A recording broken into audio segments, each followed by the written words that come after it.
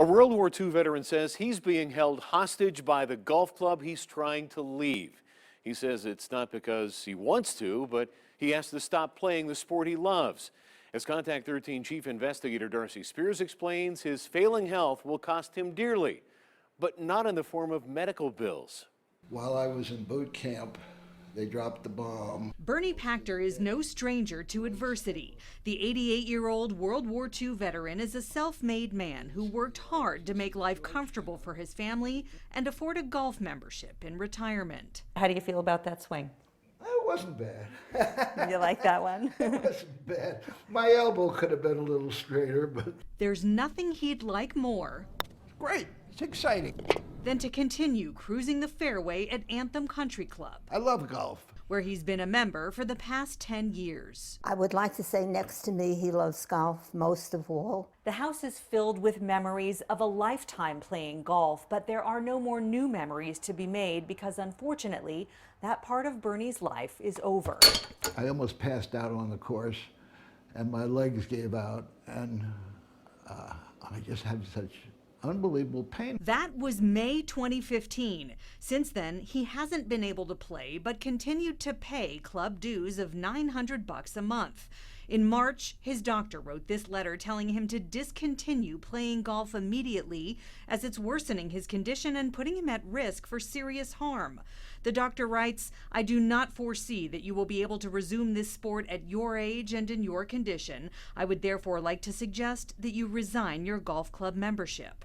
You can't just resign. There are ways to quit, but they all cost a lot of money. That's right, you have to pay to walk away. The first way is give us $1,000 and we're going to put you on a list. A deposit that is refundable. For every 3 new memberships sold, the top one on that list gets to quit the club. So that meant that I could be a member there for another 2.5 years, paying them almost $1,000 a month and not being able to play golf.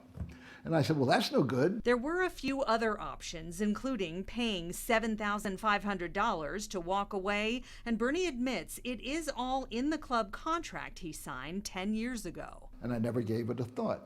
My stupidity, perhaps, but whatever the case may be, I was wrong. I should have known that I had to pay to resign, but I didn't. At this point, it's not a matter of money. For the Pachters, it's the principle. He said, it's not right. At least if they would listen to me. And really, that's all he wanted. They turned their backs on him and walked away.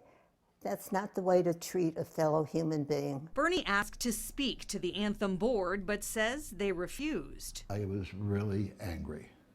And that's what's prompted me to say, this is ridiculous. They also declined our requests for an on-camera interview. The general manager did meet with Bernie after Contact 13 got involved, but nothing changed. This is your options. Take them or leave them.